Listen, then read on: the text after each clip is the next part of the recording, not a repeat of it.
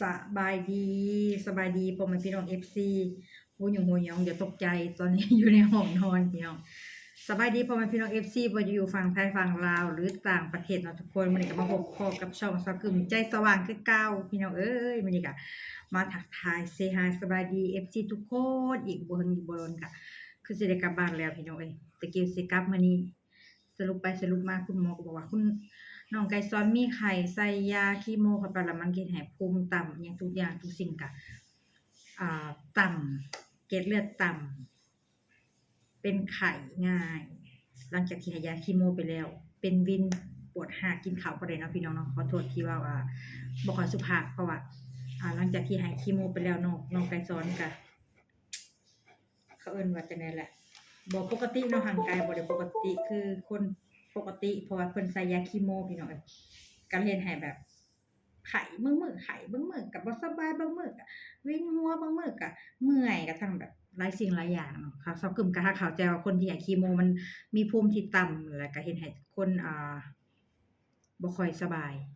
บ่ค่อยสบายแล้วก็เลยแบบหลายสิ่งหลายอย่างเนาะแล้วก็โอ้พี่น้องเอ้ยค่ะคนลาวที่สิมารักษาโรคมะเร็งนี่เนาะต้องเตรียมเงินประมาณ1ล้านบาทเด้อพี่น้อง1ล้านบาทคือประมาณนั้นคุณหมอบอกเนาะคนถ้าบ่มีเงินก็คือทำใจบ่มาเพราะว่าเฮาบ่มีสิทธิ์ในการรักษาหยังเบิดแล้วก็แม่เพิ่นก็สู้เนาะให้กำลังใจเพิ่นหลายสิ่งหลายอย่างก็ต่อสู้แล้วก็อยู่นำกันจนเกือบ3อาทิตย์แล้วตอนนี้ก็นับมื้อนับวันที่จะได้กลับบ้านแต่หมอก็สินัดมาเดือนละเทื่อเนาะมาให้เคมีบำบัดแต่ว่าเซากึมก็เคยเห็นว่าให้เคมีบำบัดมันทรมานเนาะกินบ่ได้อ้วกกินข้าวบ่แซ่บภูมิต่ำหลายสิ่งหลายอย่างมันก็บ่คือคนปกติพี่น้องมันจะบ่คือเก่ามื้อนี้ก็ได้ใส่เลือดขาดเลือดบางทีแบบเราแต่กี้เราก็ปกติเราก็บ่ได้ว่าขาดเลือดขาดยาเนาะแข็งแรงพอหลังจากได้เคมีไป5-6มื้อก็รู้สึกว่าเมื่อยแล้วก็ขาดเลือดพี่น้องเอ้ยแล้วก็อัน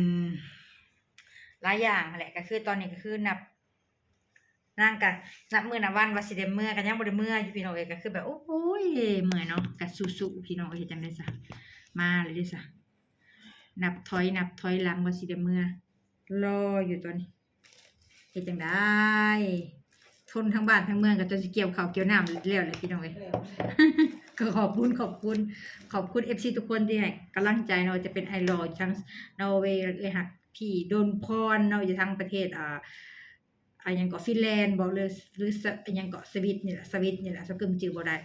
เอ้ยฮักเพิ่นก็โทรมาให้กำลังใจทุกมื้อให้กำลังใจซึ่งกันและกันเนาะเพิ่นว่าบำรุงหน้าก่อนทุกคนหน้าเหี่ยวหน้าแก่แล้วมาอยู่หลายวัน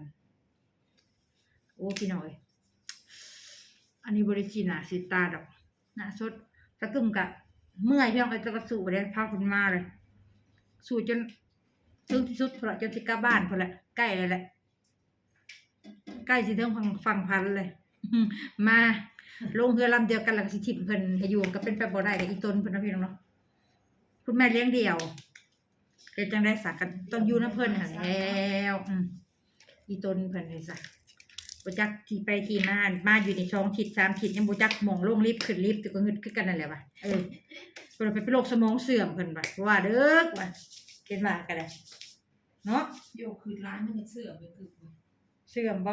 โอ้ยเป็นแนวใดบ่ถือไผบ่ฮู้นะเป็นอาการเสื่อมบ่ฟังดู แค่เสื่อมคือบ่จืดบ่จำแม่เฒ่าไก่สอนเราการเสื่อมคือการบ่จืดบ่จ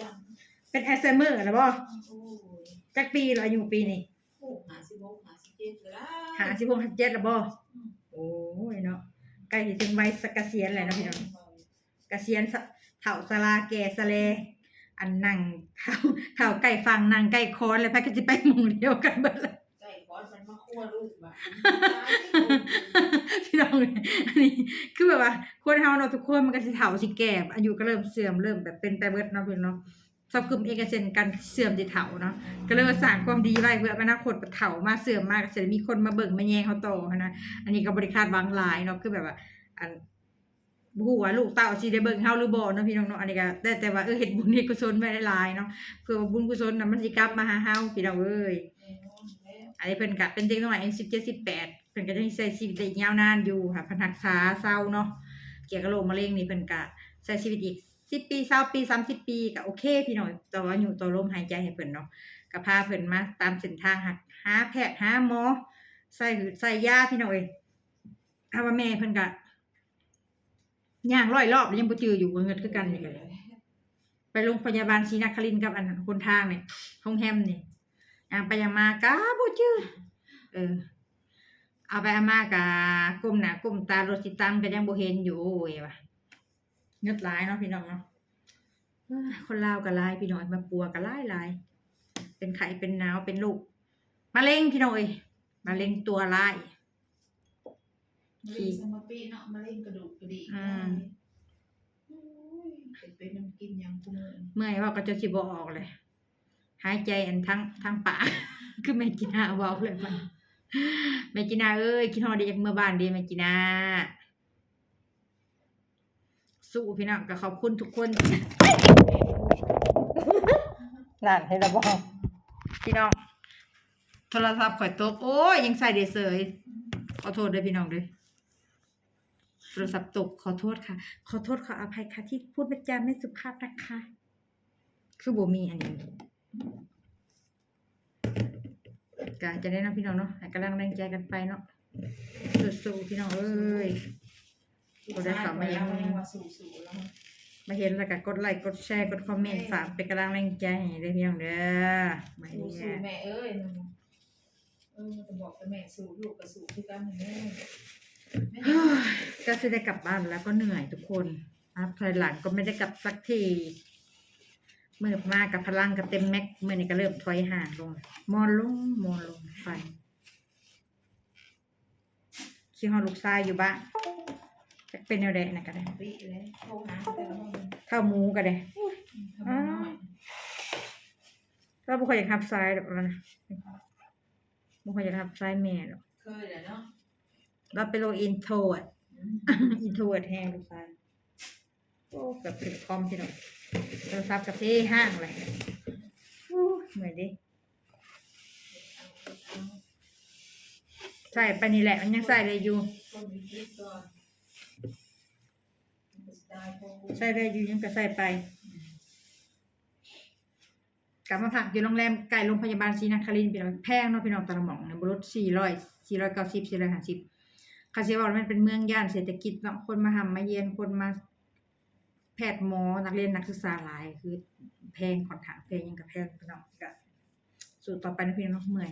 กลับมาทักทายสบายดีทุกคนก็คือสิกลับไปแหละบางเทื่อเมื่อกลับก็สิมาเปิดกล่องให้ทุกคนเบิ่งหน่อยนึงแล้วก็จังว่ากันอีกเทื่อนึงเนาะคลิปนี้ก็สิว่านี่ฝากกดติดตามกดไลค์กดแชร์นะทุกคนนอนรับฝันดีคืนนี้ก็เมื่อยหลายสรุปก็สิจบคลิปไปก่อนฝากทุกคนกดติดตามนี่เด้อพี่น้องจังได๋ก็